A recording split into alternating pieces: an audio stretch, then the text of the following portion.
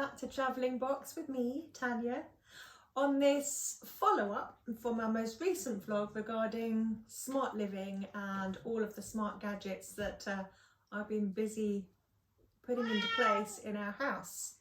Yes, Perry. And I've since been asked for more information about each of the choices that are made and the gadgets that we have. And I decided rather than to do one massive vlog about all of them, I'd break it down into individual vlogs about each aspect. Starting with today's, which will be about lighting choices. We have smart lights now all over the house.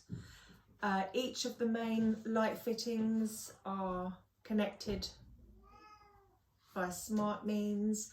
All of the lamps are connected via smart means. So it's not tricky, it's not difficult. There are just different ways of doing things. So I'll talk you through what I chose to do. And it's different for each room and each situation. For example, where I'm sitting at the moment, which is my lounge diner, my main light fitting is connected to she who may not be mentioned, Alexa, via a smart switch, which is just there on the wall. Whereas the lamps, and there are 4 lamps in this room, are all connected via a smart plug.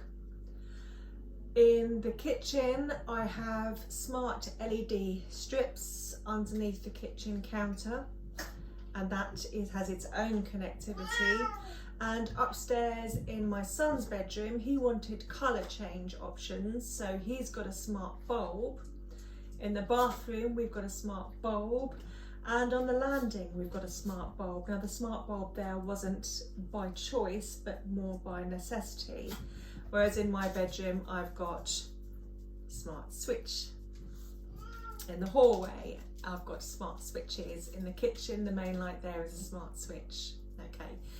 Now, the thing to remember when you're bringing in smart gadgets, such as the smart plugs, smart switches, most, if not all, I don't know any that doesn't, but I may be wrong, require 12.5 gigahertz internet rather than 5 gigahertz internet. So if you are able to split your Wi-Fi into the 2 separate gigahertz channels and connect all of your devices just onto the 12.5, that's going to make your life a lot easier. Failing that, you can take your device that you are connecting and setting up to the furthest point away from your internet hub as possible, and that will automatically connect it to the 12.5 gigahertz. The thing to remember is that 5 gigahertz is 2.5, 12.5, one of them. I'll look it up and I'll correct it. The 5 gigahertz is stronger, more powerful, but it's shorter range. Whereas the 2.5 or 12.5, because I forget, is further range, but a bit weaker. And most of these smart devices connect to the furthest range, weaker one, 12.5 or 2.5. If I could remember, that'd be really good. I'm going to say 12.5. I hope I'm right. I did know this, but I've forgotten. What I did was I did go onto my broadband and split the 2 up so they didn't have any connection issues at all, and that has worked beautifully well for me. But if that's too much bother or you're not sure what you're doing, then by all means use the method of going far away to connect up first and then bringing it closer. I will start with the light switches. Most houses in the UK do not have a neutral wire, so be careful when you're choosing light switches to choose one that you don't need a neutral, in which case you will be supplied with a capacitor, which is a little yellow block. It's an absolute faff. you have to connect it to the earth and one of the live wires, and before connecting it all together, and that will negate the need for a neutral. It does work, it's simple enough, it's just really, really faffy. You know, when you're in these tiny little light switch boxes, there's not a lot of room for manoeuvre, and the actual light switches, they're quite deep. So in most of my light switches, I've had to buy a spacer to bring the light switch away from the wall safely, to give a little bit of extra room in there for the extra depth of the light switch itself, and the capacitor, and of course all the cabling that runs behind it. But they're not difficult, they're just fiddly and faffy, and it's always dark, isn't it? Because you can't have the light on while you're doing it. So yeah, I managed it. As I say, I've got light switch here, I've got a light switch in the kitchen, and a light switch in my bedroom, and a light switch in my hallway, which works both the hall light and my porch light. I was going to have a light switch for my landing, but the landing is operated both downstairs and upstairs separately and concurrently, and I could not for the life of me get that wiring to work in the way that I needed it to operate both. So I ended up ditching that idea and bought a bulb instead. So yeah, we've got a dimmable bulb that I will never dim, but it works brilliantly on the landing. The reason I prefer switches to bulbs, the light switches, you can turn them on and off at the wall with the touch of your finger, or by voice control, and it doesn't matter which one you do.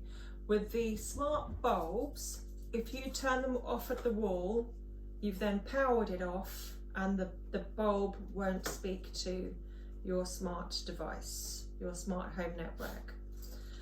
So you need to leave that on at the wall and use verbal commands only to switch them on and off, or the next time you go to switch it on, it's not going to work verbally. That said, the main reason I wanted the light to be verbally switched off on the landing is, if you've got kids like I have, how many times they come downstairs and they've left the landing light on, and then you've got to get up and go and switch it off. If they've left it on, that's fine, the power is there and it will speak to Alexa, so it won't be an issue at all, because then you can say turn off the landing light and it does beautifully. It's just an issue if you want it turned on, but quite frankly, if you want it turned on, you're generally in the area where you can just press the switch to turn it on anyway, so it's not a big deal at all, really. But I do prefer the switches for much more versatility in operation. But if you want colour change, as my son did in his bedroom, he wants to have disco light effects and changing the colour hue, then you're going to need the bulbs. And if you want dimming, then you're going to need the bulbs. So that's the light switches. There are loads out there. They're not terribly expensive. £12 I think I paid for mine. So not the end of the world, just to switch them over, and not terribly tricky either. When it comes to the lamps, I decided it would be far too expensive to replace all of the bulbs in all of the lamps when I could just use smart plugs. So I've opted for the smart plug route because they're a bit cheaper. So all of my lamps are operated through a smart plug, and a smart plug is literally a plug, a bit like an adapter plug that you would then plug into the mains, and then your device would plug into the plug adapter, and there's an on-off switch on the side.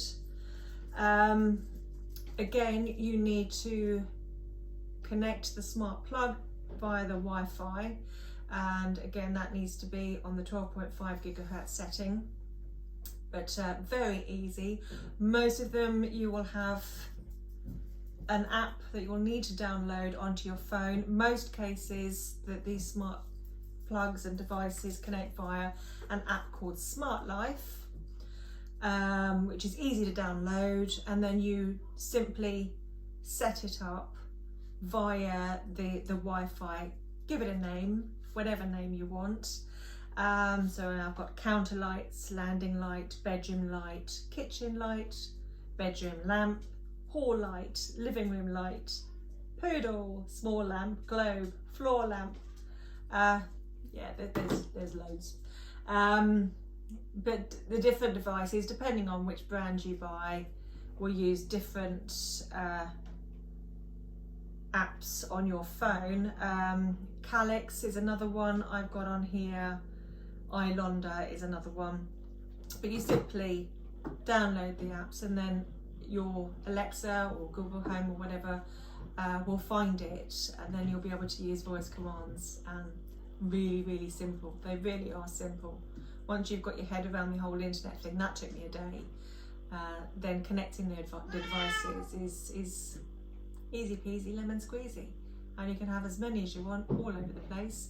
Oh, I've also got a smart plug connected to my fish tank light, so I can ask she who will not be named to turn on my fish tank light, and yeah, so it's really simple.